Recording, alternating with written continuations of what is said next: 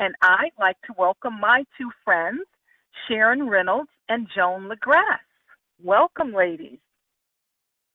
Thank you, Candace. Glad to be here. Absolutely. Glad to have you. So, I've known both of you for quite a while. I know how successful you are with your individual companies. However, there are many people on the call who aren't familiar with you.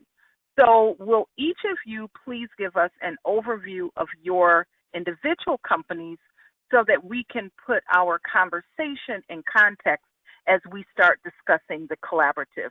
And Sharon, I'll start with you.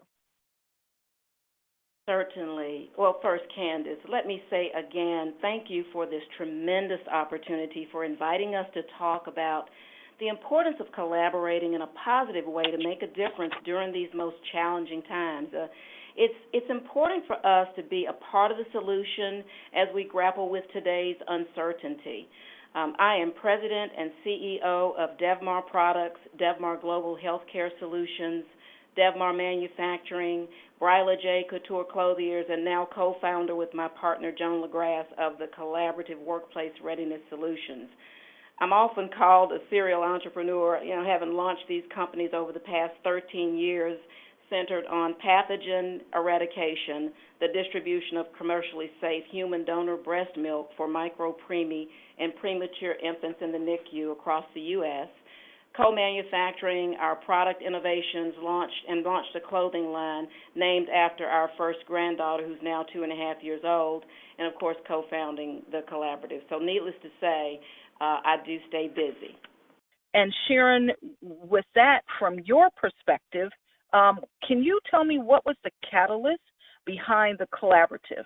I mean, what was the first conversation like between you and Joan as you all thought about bringing this sort of, collaboration from ideation to fruition?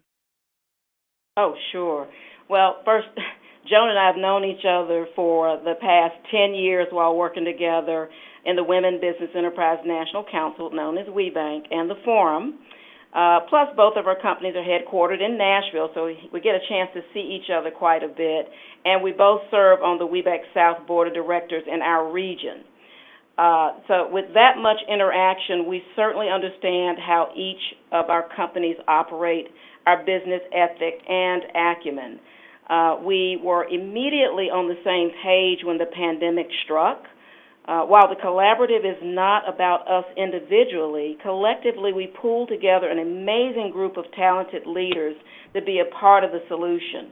Joan is a very savvy businesswoman and has the quickness and understanding in dealing with critical situations. And I am a complete germaphobe. And so with that, we really collaborate well and work well together, and our conversations were really easy. We both knew that pivoting our business focus for a cause is where our heart lies, for the good of our city and our country. Our first priority was to talk through how we could put together a program to help employers bring their employees back to work safely, which led to how we would be a part of the solution to bring the children back to school safely. As we all know, if our kids don't get back to school and get back safely, it's going to be very, very difficult for the employees to rejoin their employers. So that's always been our concern when we initially thought and were brought into the pandemic conversation. The white paper that we created for this effort is currently being circulated to school systems across the country through our social media platform and then their direct contacts. That is awesome. I literally could sit and talk to you about this all day because it's just so awesome. Joan, before I ask you the next question, can you please tell us about your business, Imagine? I would love to. I love to talk about Imagine. We're a full-service exhibit house and more. We are storytellers in our hearts, and we like to create visual stories for people to understand big ideas and corporations and more. Our team includes awesome creative designers who imagine the ideas, and full-service shop and graphics departments as well who bring those ideas to life. We manage events such as dealer and distributor meetings. We store and refurbish exhibits as needed. And we've expanded our storytelling to corporate spaces where we can tell the corporate story, their mission and their values to staff, to visitors, and others with their branded art. You know, whatever a story needs to be told, we're there to tell it, and we really enjoy our work. Well, I have to say firsthand, I know about your amazing work because when I was with WeBank, you did so much for us at that time when I was with them, and I have been able to be at your place of business a number of times and see what an amazing shop you operate. And so I just applaud you with the way that you tell your stories, the way that you think outside the box, and the way that you help folks share their narrative. And it's interesting because just from listening to both of you, right, it's super apparent that both of you approach business strategically and thoughtfully, both individually and collectively with the collaborative. And so, Joan, I'd like to ask you, why do you think it's so important for women business owners to collaborate? And what is the value to your client and the collaborative? So why is it so important for women to collaborate? Well, you know, none of us has all the answers. No one can do it all. By collaborating, we can bring the best options to the table and provide real value to our clients that alone we can't provide. Together, we're stronger. And together, we can be more competitive. Together, we can bring greater value than even some of our largest competitors. This makes us super competitive when it comes to the marketplace.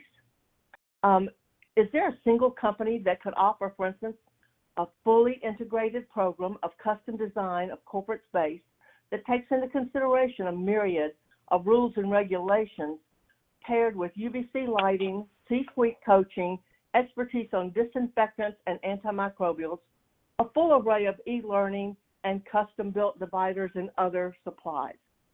I don't think so, but through our collaborative, we're able to bring all of that to the table. It makes us a much stronger competitor. What does it mean to our clients? Well, there's a lot of distinct advantages. The collaborative a good collaborative can save time and money and using one source billing. So the client doesn't have to set up several different invoicing systems to pay all of the bills. They can pay it through one simple invoice. The services can be coordinated by the sellers so that they're not overstepping and stepping on each other. That way the client will save effort and time because the coordination is done for them. We also can cut any redundancy in services, which often happens when you're hiring a number of different companies to do a job. This way, everything's coordinated, and you're actually probably going to save some money because we are cutting out some of the redundancies in the process.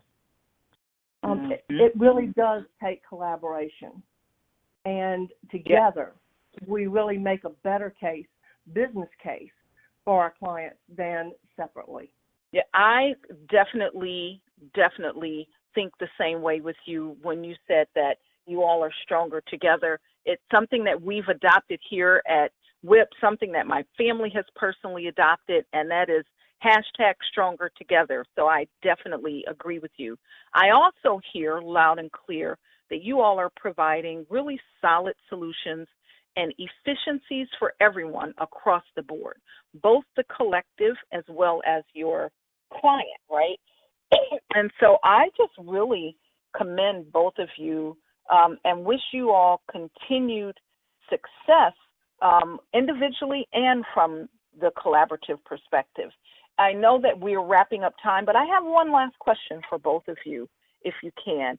As we prepare, for those who are, as we prepare those who are on the line who may be thinking about some similar collaboration, or either if it's just a one-on-one JV or strategic alliance, not necessarily with a number of business owners, but in your opinion, what is the top item, right, critical component that each person should consider? So if I'm thinking about doing a JV with somebody, what is it that should be top of mind to me? And Joan, I'm going to start with you on this one. Thank you. I think there are actually two things that come to my mind, and it's hard for me to pick one, so I'll share both. First, I think you must agree on the mission and a shared vision, because those things will inform your whole collaboration. That's first and foremost. Then second, design the collaboration with your client in the forefront, because if you're always keeping them in mind as you're deciding what you're going to do, you're going to be making the right decisions. Clients come first. I agree. Mission and vision oriented and ultimately solution driven, right? That's with your clients in mind. Sharon, I already know you've got some great words of wisdom for us to add to that. What are your thoughts? What should people be thinking about? Well, thank you, Candace. I think it's really important to be frank and upfront in your discussions with your collaborators. As you're going through this process, everybody has to have a meeting of the minds and be in lockstep, especially during the pandemic. There's no room for varying or veering off course. This is far too important in this time. And then setting up a process that everyone can support, being very transparent and clear. We were transparent up front to say that we would not engage in adding a premium to our collaborators' services, and being very upfront with that, and our corporate clients appreciate that. So just everybody being in lockstep and clear and transparent up front, I think then you're off to the races. I agree. I love it. So we've got mission and vision driven, solution oriented, transparent, and communicative with each other. And those are some of your keys to success as you even think about doing these collaborations. I want to thank you for this great session.